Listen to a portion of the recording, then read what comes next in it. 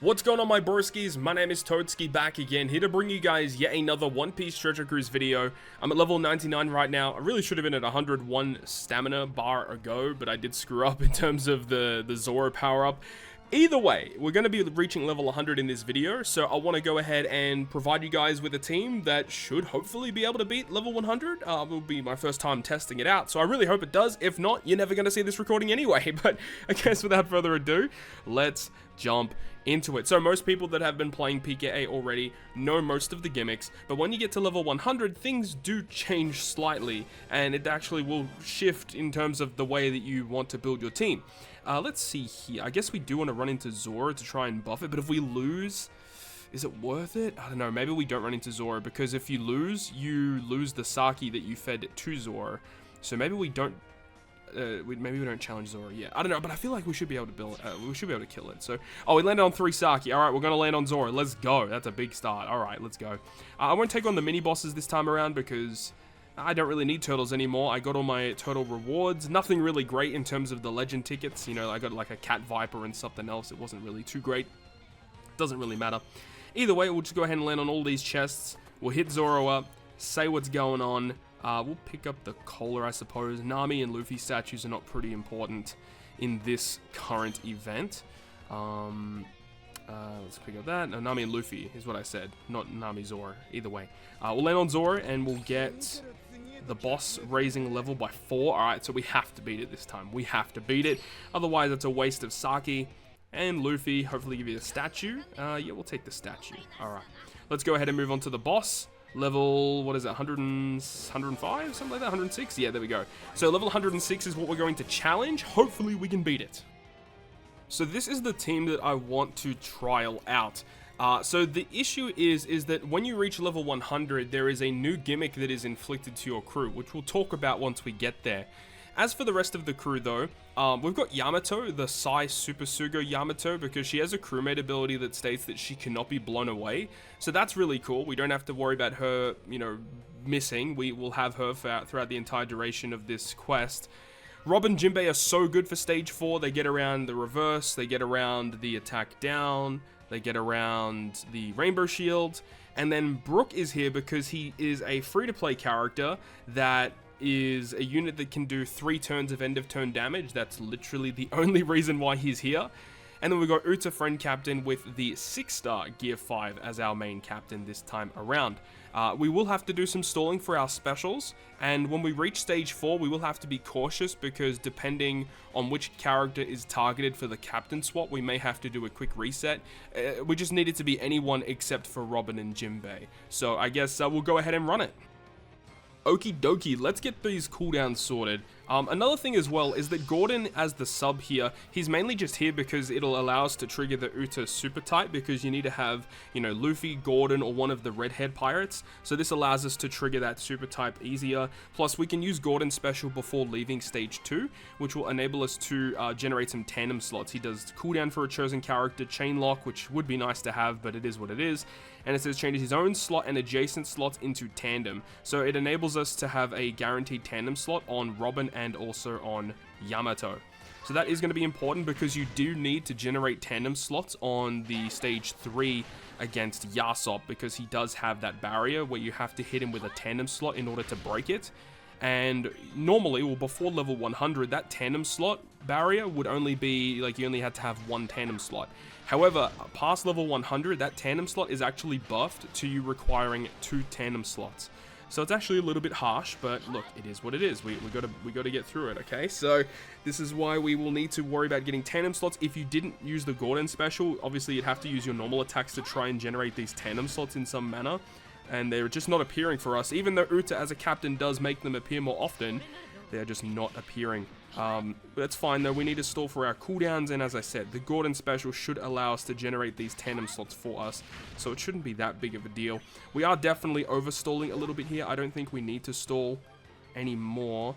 We'll go ahead and just kill these 2. And now we'll use the Gordon special.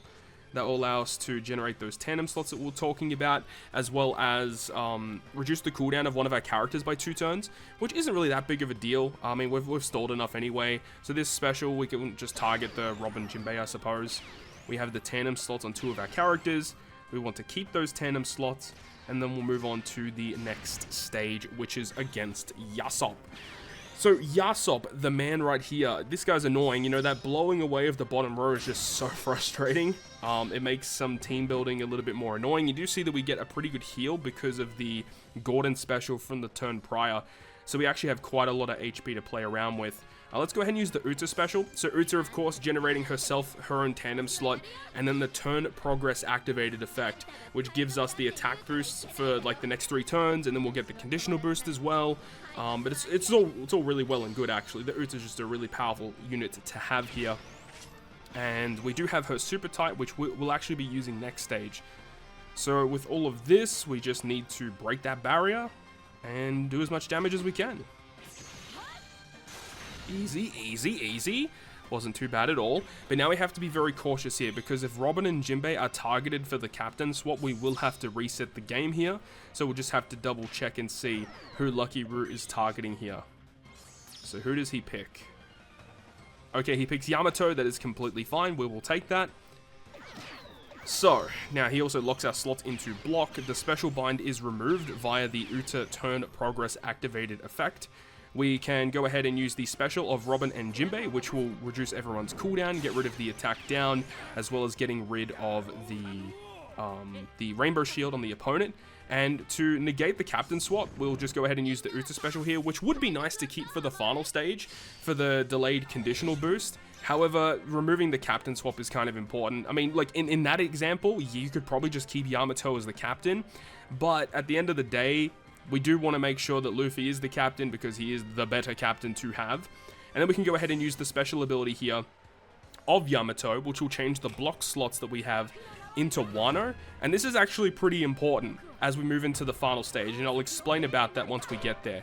So Yamato giving us those Wano slots instead, and then we also have them locked, so we keep them, and then Uta has the tandem slot. So we want to make sure that we don't actually get rid of the tandem slot on Uta. We want to keep that in that slot barrier. And then we also want to go ahead and use the Brook special here.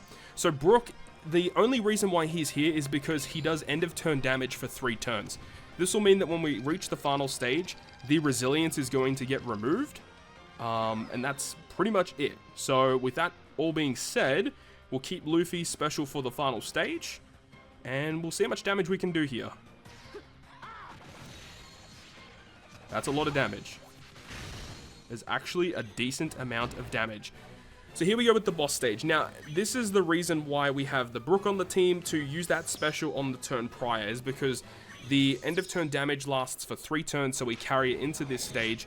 And you see that Shanks does have a resilience buff on his side of the crew, so we need to get around that. But you see the new debuff that is inflicted to our crewmates. This apparently in the game is called Silence. What this means is that you cannot tap and swipe up or swipe down on a character, which means that if you have a super swap, for example, or an EX super that you can use as a sub, you cannot activate it. Or a special, you know, like a normal special, you cannot activate it. So your crewmates are pretty screwed. You have to use their specials before reaching this stage. Your captains are unaffected by that at least. But from here, we are still inflicted with blindness, so we have to tap through that, unfortunately. But we can go ahead and use the EX super of Luffy to transform him into Gear 5. And then we can use the Luffy special ability, which is going to go ahead and give us an orb boost and a color affinity boost. Now this is something to note as well, is that if you use an orb boost or an attack boost on the final stage, Shanks will go ahead and activate an interrupt, which changes all of your slots into super block. Now, luckily for us, because we have the slot change impossible on Uta, and we have the Wano slots on the rest of our crew, Shanks cannot activate that special interrupt. If you use the other Luffy, 6-star plus Luffy, his super class special, or EX special, whatever it is, will actually allow you to change the super block slots, so that's actually a really good way to get around that as well. But from here, we'll go ahead and hit as many perfects as we possibly can, even though we're blinded, and hopefully it's enough damage to get the kill.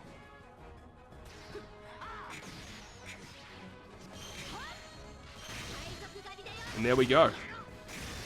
Bing bong, you love to see it. And then Shanks is going to do end of turn damage, but it's like 80k or something, which we are able to tank because of the amazing healing and overhealing that Uta has in her captain ability. So there we go. We actually beat level 100 with this team. I guess you could say it's somewhat accessible. It does have 3 legends on the team, you know, Gear 5 Yamato and Robin Jinbei, but it does also have 2 free-to-play characters and no supports required, though it does have the friend captain of Uta, which can be somewhat difficult to have because she's a relatively new unit and not a lot of people would have her at the moment, but it was a team that was able to get the job done. So hopefully you guys did go on to enjoy this video, and if you guys did enjoy the video, make sure to go ahead and leave a like. And if you want to stay up to date with all the content that I post, including more One Piece Treasure Cruise content, make sure to hit the subscribe button down below. On that, guys, I'll see you guys within the next video.